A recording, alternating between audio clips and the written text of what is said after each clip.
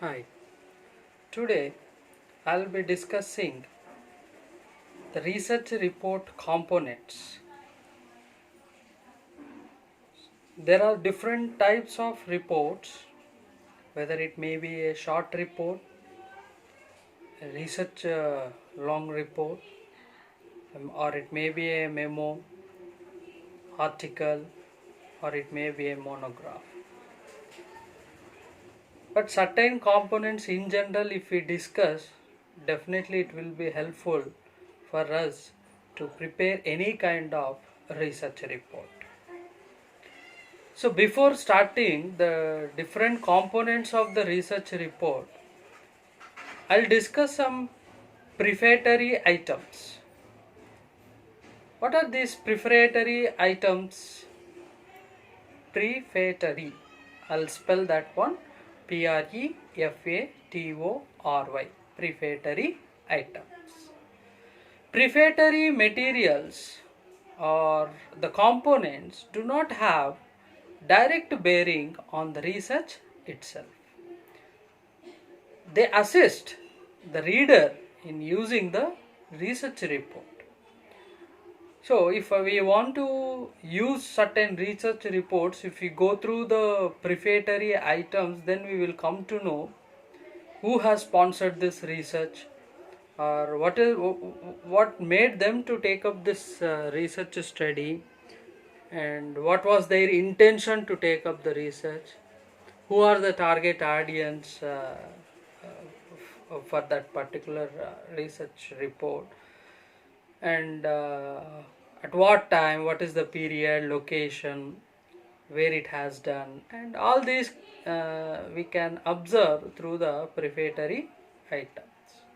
In that, the first and foremost component of the prefatory item is the letter of transmission. So when the relationship between the researcher and the client is formal, so a letter of transmittal should be included in the research report. This is appropriate when a report is for a specific client. For example, XYZ company appointed me to take up certain study in their organization. So that time I need a letter of transmittal because I consider them as a client, and I'll be using that letter of transmittal for the communication purpose, and I'll include that in the research report. So this is appropriate when we have a specific client, when it is generated for an outside organization.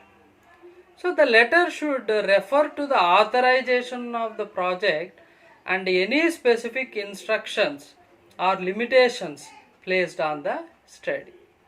It should also state what is the purpose and scope of the study. For most of the internal projects, it is not necessary to include a letter of transmittal. So this is how we use the letter of transmittal for communicating what is the purpose, what is the scope, and for whom we are doing this particular research or report. So others, those who are using or those who are going through our research report, they will come to know. Another one, the title page. The title page should include the basic 4 items: the title of the report, date, and for whom and by whom it was prepared. So the title should be brief but include the following 3 elements. What are the 3 elements? Number 1, the variables included in the study. Number 2, the type of the relationship among the variables and the population to which the results may be applied. And not only the title, even while going through the title of your research report, you should be taking utmost care. Sometimes you will be having single word titles, but single word titles or single line titles also have a little value, but there are different ways where uh, titles, designing the titles for your research report matters a lot, because we have different kinds of study. For example, if we take descriptive study, like the 5-year demand outlook for electronic goods in the Andhra Pradesh state, if we take, so which comes under the descriptive.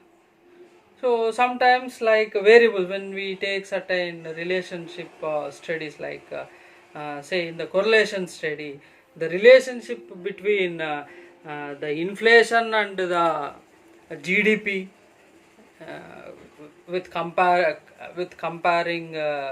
with G7 economies or G20 economies, or it may be a casual study like example, what are the effect of the various motivational methods on the employees and their attitude and performance. These are certain different kinds of studies. What I have given you is titles. If you observe the three examples, the three example titles will be different. It depends on the type of the study what we have taken. So that's why the title looks different. So like that, the title page should be very clear. So after the title page, if you go through the authorization letter, what is this authorization letter?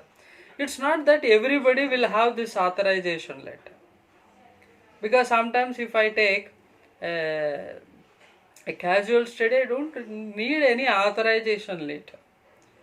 But when the report is sent to certain organization, it is mandatory to include a letter of authorization showing that the authority for undertaking the research. Say for example, when I have taken some research sponsored by AICTE or ICMR or certain research oriented organization, so authorization letter matters most for me that time. So that's why authorization letter, wherever it is required, try to collect that and try to include that in the research report.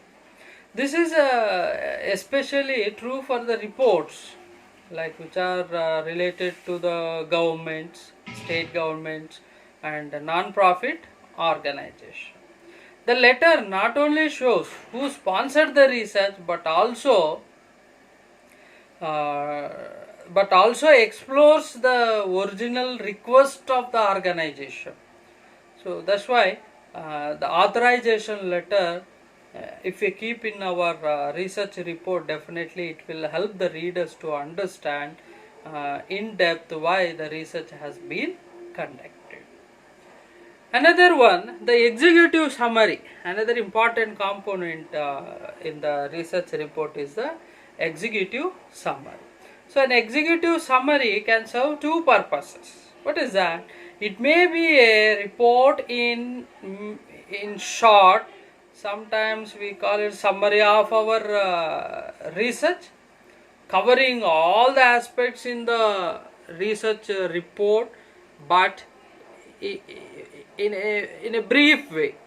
That means, for example, in your research report, say you have 8 to 9 chapters or 9 headings are there. So you will be discussing that 9 headings maybe in 1 or 2 pages or 3 pages. That means for each heading you will be discussing the main crux of the content, not more than 5 to 6 lines, making a para. So it may be the summary of the major findings and conclusions, which include recommendations also.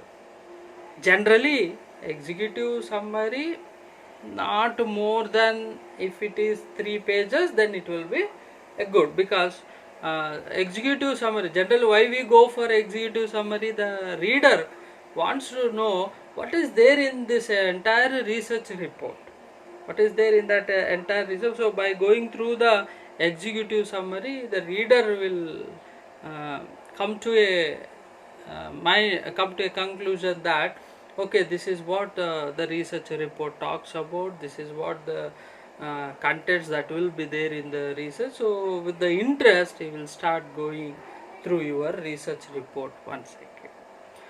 You have to write this section after the completion of your entire research report. Most of the times, even uh, the students or sometimes academicians or sometimes research, uh, they prepare this executive summary without the completion of the research report. So that's not a good idea. So once you complete entire your research report, go through all the chapters, all the headings and main points from each and every heading or chapter. You extract and try to write one more report. Executive summary is also a kind of a report what you are presenting, but it should be in the way, it should be very simple, where the reader can understand your executive summary. Because in this executive summary, we are not including all the graphical content, or sometimes we are not directly getting into our conclusion, or sometimes we are not giving direct recommendations in the executive summary. So most of the times we expect the summary to contain a high density of the terms what we have used in our research report. In simple, in short, I can say that this executive summary is the highlights, or whatever the highlights of your research report, that highlights you have to include in the executive summary. Another important component is a table of contents. As a rough guide, any report of several sections, any report of the several, the totals, maybe sometimes it may be more than 6 to 10 pages, should have a table of contents. Suppose a student master thesis will be around 90 to 100 pages, or it ranges from 90 to 120, 140. A doctoral thesis, it may stretch up to 300 to 400 pages, and comprises of so many tables, so many illustrations, so many pictographs, so many graphs, so many boxes. So if there are many tables, charts, other exhibits, then it has to be listed properly. It has to be listed properly. That's why we have to title the table with the numerical number, so that we can make that in the index, or we can include that in the contents. Like maybe in the contents, say sometimes we can do like this also. The main contents will be there in the one page, and the list of tables or list of figures, list of exhibits, annexures, and how you have arranged in your research report. In that way you can prepare the table of contents. So after preparing the table of contents, now we are entering into the our main research report, that is the introduction. The introduction prepares the reader for the report by describing the parts of the project, which comprises of the problem statement, research objectives, and the review of literature, if any. So in most of the research projects, if you observe, the introduction can be taken from the research proposal with the minor editings. So another important element where we have to concentrate is the problem statement. When the problem statement contains the need for the research project, then the problem is usually represented by a management question. So it is followed by a more detailed set of objectives. So I am giving you the the step by step approach, what it should be there, whether it may be a article, whether it may be your master dissertation or a project, or whether it may be for a seminar or conference presentation or small research writing, whatever it is. If you follow this step by step approach, then we can develop the quality research report. So the research objectives, coming back to the research objective, the research objective addresses the purpose of the project. So these objectives may be sometimes the research questions which are associated with the investigative questions. Say in correlation or causal studies, the hypothesis statements are included. So hypotheses are the declarative statements describing the relationship between two or more variables. So here the research objectives which state clearly the variables of the concern, the relationship among them, and the target group being studied. So operational definitions of critical variables should be included in the research objectives. Try and make it very simple and crisp research objectives you have, and the objectives should not be repetitive in nature. And the order of the objectives, how you have taken up the research objectives, how you have taken up the research study with the help of the research questions or with the help of the research objective. So include the research objectives in that manner only, so that our for a reader it will be very helpful. So after which objective has been studied, and say for example, I am a reader, I really like to go through about the third objective of the research report. So directly I can go to the third objective, which may be in the form of a different chapter, or whether it may be in the form of a different heading. Directly I'll go there and I'll start going through that one.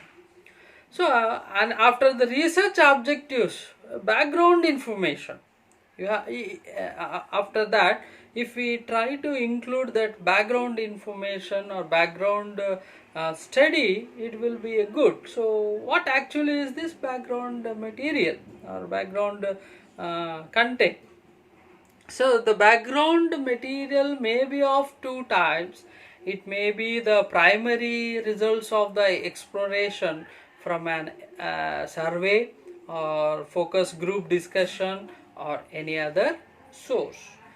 It could be a secondary data from the literature review. Sometimes what we'll do is to give a background information about our title or about our objective or about our study or some other variable. What we do, we go with the secondary data, we collect certain different research articles, we go through, we do the review of literature, and that can be included in the background information.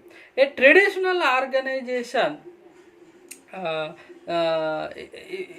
if we say a traditional organizational scheme is to think of the concentric circles of a target starting with the outside ring. The writer works towards the center, because we have to start in that. Instead of going through, first you have to study about the macro, and then you have to come to the narrow part of the study. So generally, if I don't know what is the macro environment background, then I cannot understand the narrow part.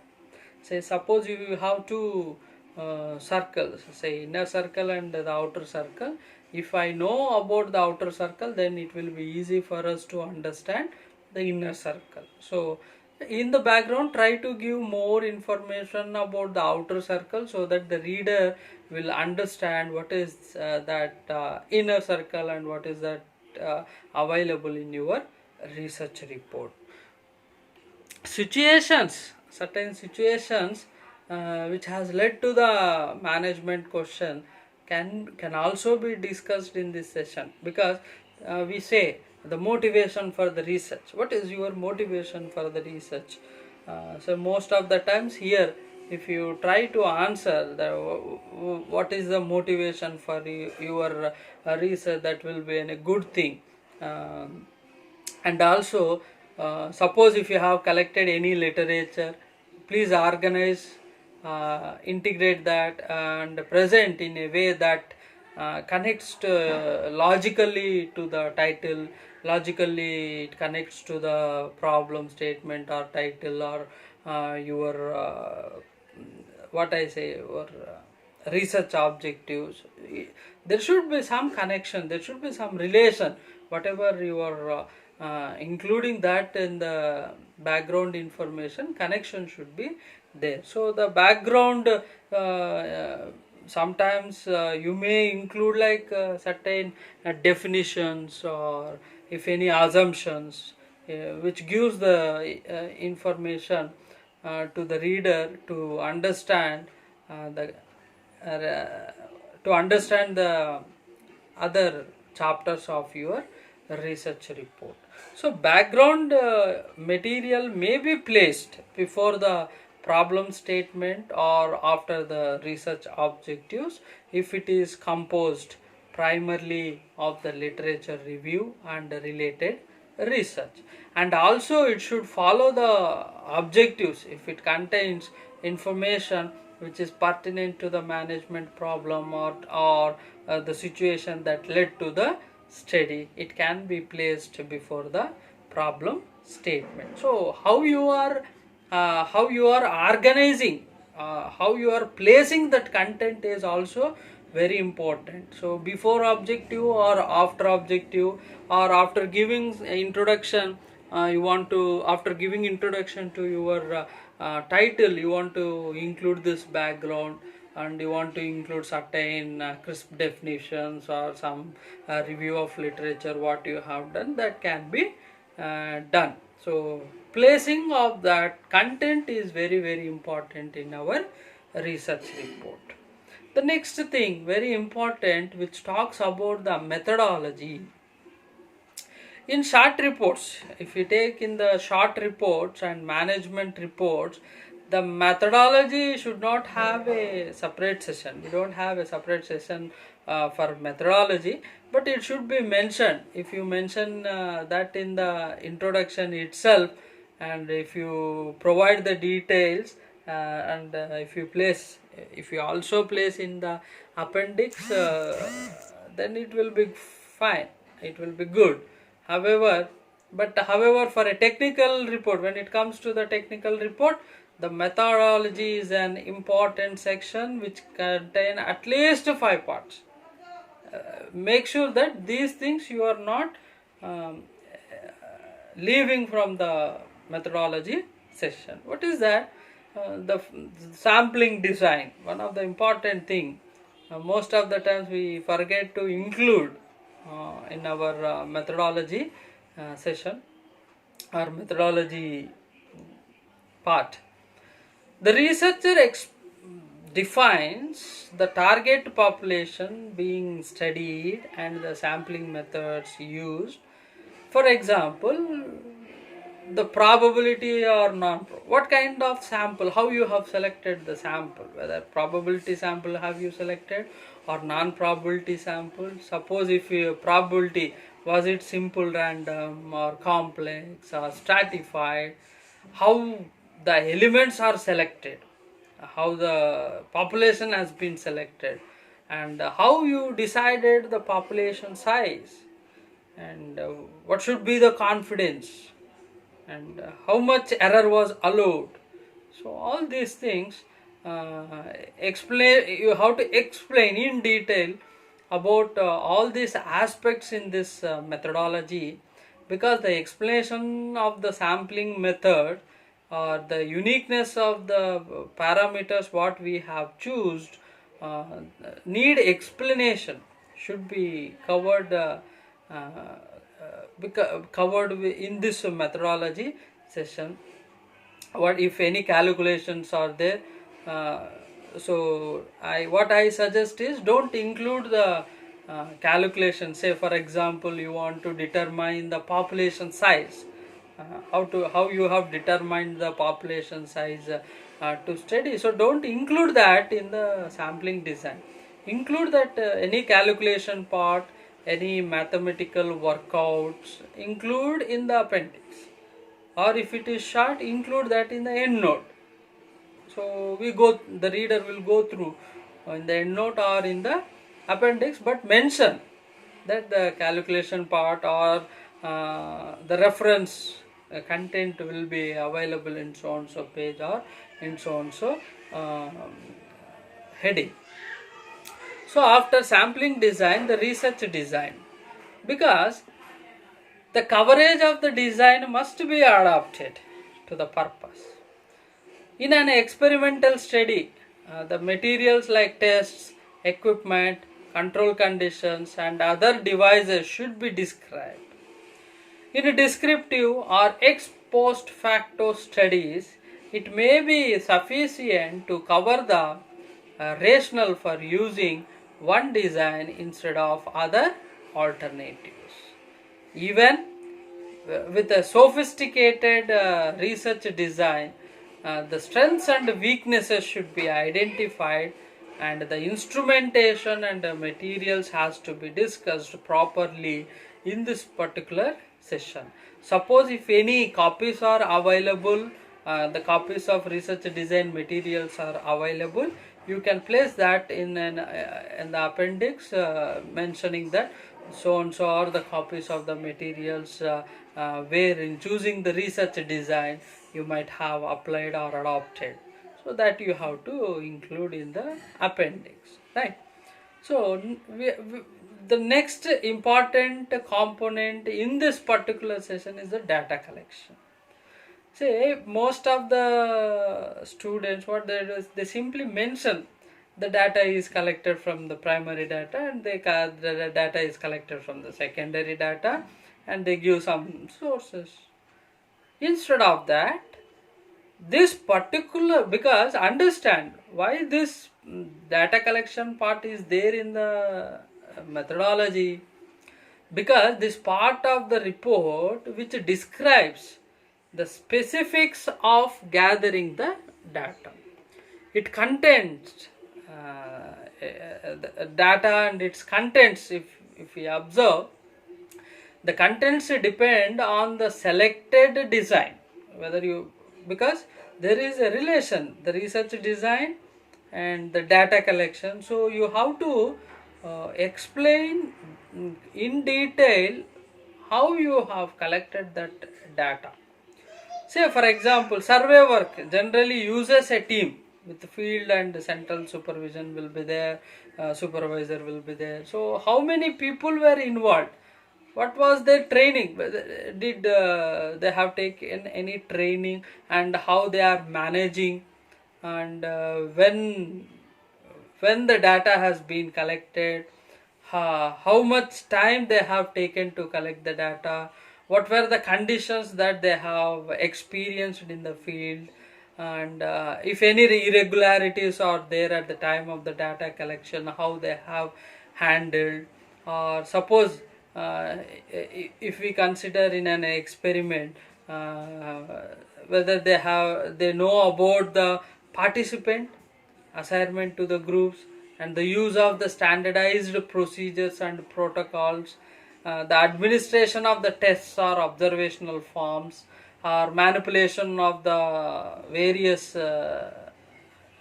variables, and so forth.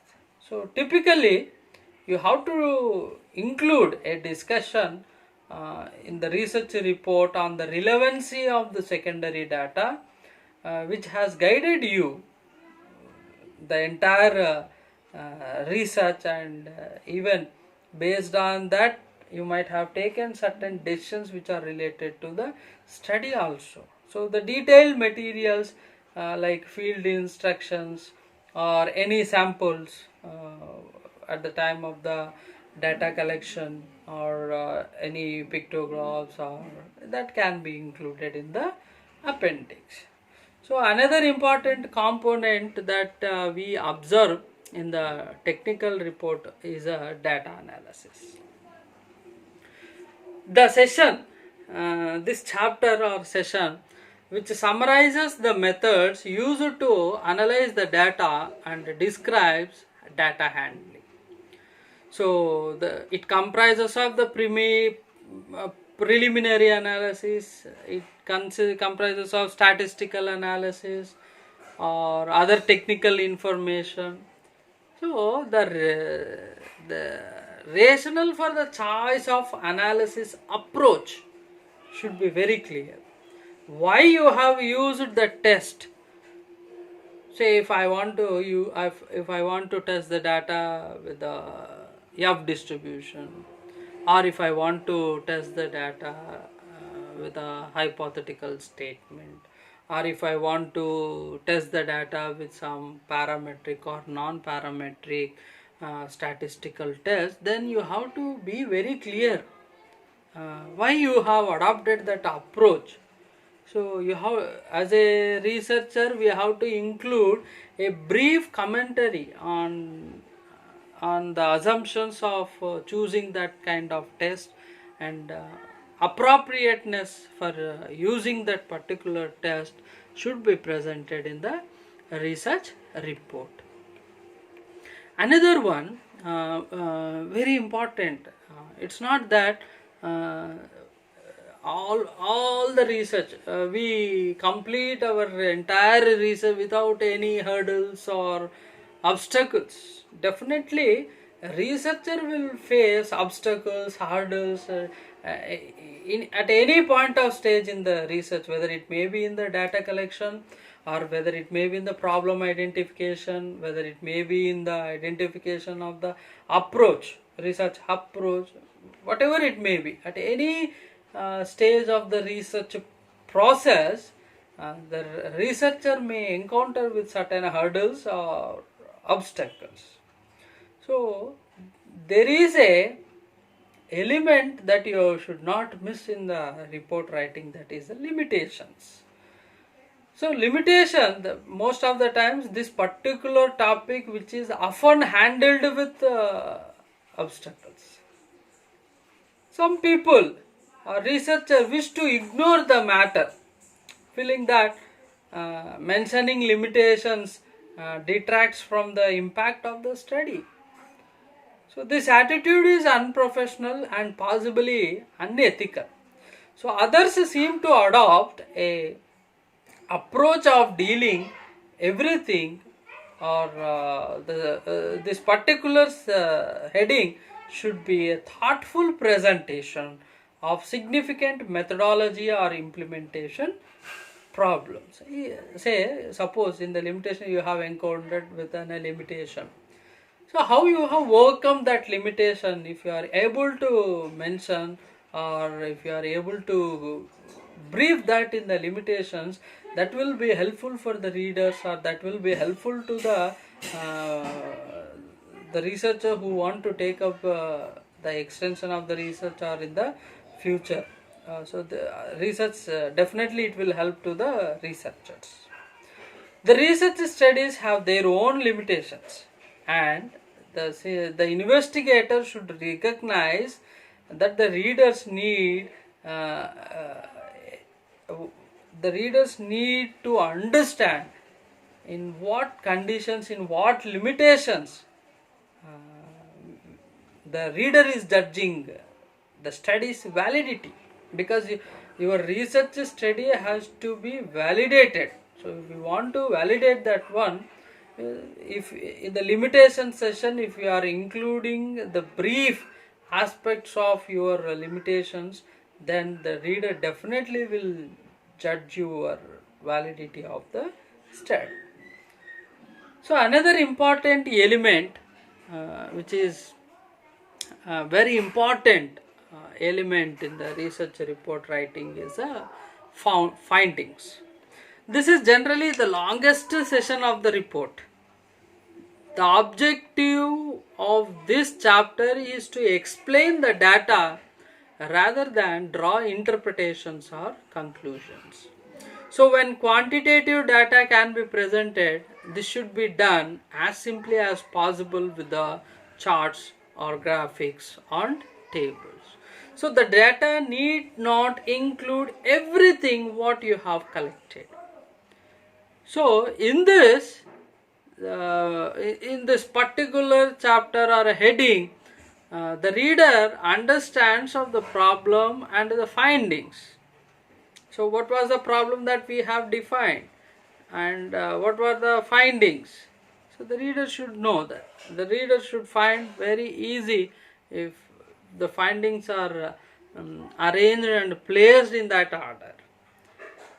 So, however, whatever it is, make sure to show findings unfavorable to your hypothesis, as well as those that support them, because this reinforces the bond of the trust that has developed between the researcher and the sponsor. So sometimes what we'll do is, if any unfavorable hypothesis included, so we try to remove that one and we try to include in our research report, so that sponsor will not comment and he may not feel bad, because certain studies which are not positive to the sponsor organization, that is considered as an unethical, and please don't do that one. However it is there, please mention that in the findings. It is also useful to present findings in numbered paragraphs, or you can present one finding like per page with the quantitative data supporting the findings presented in a small table or chart on the same page. So how the students in the master thesis you have to do is, the objective or the research question, the table, a small analysis chart or graphical representation, then go for the result, analysis, interpretation. So maybe 1 or 2 pages you can use for each finding, it will be good. In the last chapter, which comprises of the conclusion in a research report, so here in the conclusion also you can include the summary and along with the conclusion. So it's not that executive summary again, don't repeat the executive summary again here at the end of the research report. This summary should be a brief statement of the essential findings, or you can design in such a way that chapter summaries may be used if there are any if there are many specific findings are there, and each finding can be combined into an overall summary. So findings generally we say the research facts and conclusions which represent inferences which are drawn from the findings. A writer is sometimes reluctant to make conclusions and leave the task to the reader, so don't do that one. So if the table is developed, if analysis has been done, give the result and give the conclusion. Don't leave the reader to make their own conclusion. So avoid this temptation whenever possible. As a researcher, you are the one best informed, because you know what kind of the factors you have considered and how critical it is, and how the factors influenced the findings and the conclusion. So you have to conclude. So the researchers, it is our responsibility to give the conclusions to the facts, and we have to convey that to the reader. Good researchers don't draw conclusions that go beyond the data related to the study, and please don't generalized statements in the summary and the conclusion session is not a good idea. So don't include the generalized statements, how much data you have collected, how much study you have done, up to that extent you conclude, so that we are not deviating the reader's mind. Okay. uh, and sometimes, if not that approach, you can use like numbers, the first summary, second conclusion, third, fourth, fifth, like that. You can make it in uh, numbered paragraphs. That is also okay for presenting in the research report. The other element which is also very important is in the conclusion chapter is the recommendations. So researchers are expected to offer ideas for corrective actions. So if we prefer, say for example, in the applied research, the recommendations usually be for managerial action. So with the researcher suggesting one or several alternatives that are supported by the findings, so we can recommend that. Researchers may recommend further research initiatives, or often, most of the times what we do, further study which can be broadened uh, in understanding in depth of the subject area or in depth of the research area. So that kind of recommendations can be made in this particular chapter, that is the conclusion chapter. So the two elements left, that is appendices and bibliography. So appendices are the place for complex tables or any statistical tests or supporting documents or field questionnaires or sample questionnaires, schedules or detailed descriptions of the methodology or any instructions that you have given at the time of the research to the field workers, or at the time of the data collection, or any evidence for to support your research. So the here, if you include all that in the appendices, then the reader will wish, if he wants to learn more about your research, definitely he will go through the appendices. So bibliography. Bibliography, when it comes to the bibliography, there are certain guidelines how you are going to include your references in the form of bibliography. So definitely, I think in the second module we have discussed certain style guidelines. So style guidelines will help you, and nowadays we have reference managers. So by using that reference managers, directly we can manage the bibliography database, and that we can include that in at the end of the research report. So most of the times, whatever the secondary data you have used in your research report definitely requires definitely requires bibliography, whether it may be a long report, particularly if it is a technical one, mandatorily requires bibliography. So what is the bibliography? Bibliography is a document of the sources used by the writer or a researcher. Although bibliographies may contain works which are used as background or for further study, it is preferable to include only the sources used for preparing your research report. So these are all the certain important components of writing a research report. So definitely you will follow, if not, at least make sure that all the elements are included in writing the research report. If possible, I'll send you the sample research report document, and what are all the contents that will be there, contents will be there in the report writing.